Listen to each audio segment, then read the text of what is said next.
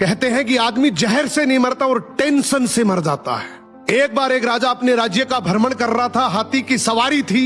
हाथी ताकत के नशे में चूर था।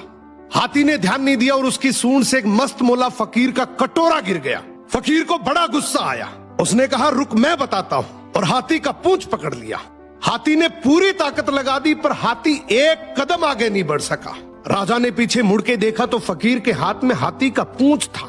राजा को बड़ा अचंबा हुआ कि एक फकीर में इतनी ताकत। राजा फकीर के पास गया और बोला, आपकी जगह फुटपाथ पे नहीं, आपकी जगह तो राज दरबार में होनी चाहिए। आप इतने ताकतवर हैं, आप हमारे साथ चलिए। आपको कुछ नहीं करना, केवल राज दरबार के राज मंदिर में एक दीपक जलाना है, सुबह 4 बजे उठना है और आरती करनी है। फकीर ने कहा, ठीक है, अच्छा खाने पीने को मिलेगा।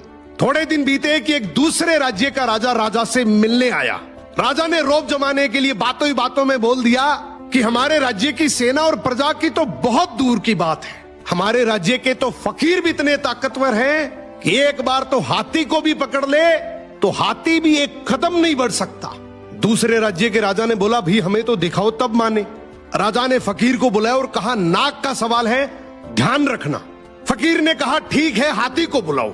फकीर ने हाथी का पूंछ पकड़ा मगर इस बार पासा पलट चुका था। हाथी फकीर को घसीटते हुए ले गया। ये देखकर राजा को बड़ा अचंबा हुआ और फकीर से बोला कि जब तुम फुटपाथ पर रहते थे, रूखा सूखा खाते थे, तब भी तुम में इतनी ताकत थी। अब तो तुम राज दरबार में रहते हो, 56 प्रकार के भोजन करते हो, फिर ताकत कहां गई?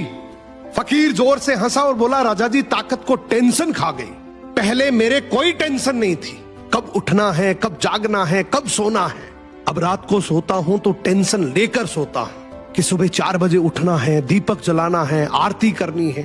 टेंशन मेरी ताकत को खा गई। यही हालात आज के समय की है। हम सोते हैं तो हर दिन हजारों टेंशन लेकर सोते हैं जो हजारों बीमारियों को न्योता देती है, जबकि हमें पता है कि टेंशन करने से कुछ नहीं होगा। वही होगा जो भगवान को मंजूर है। फिर टेंशन करने का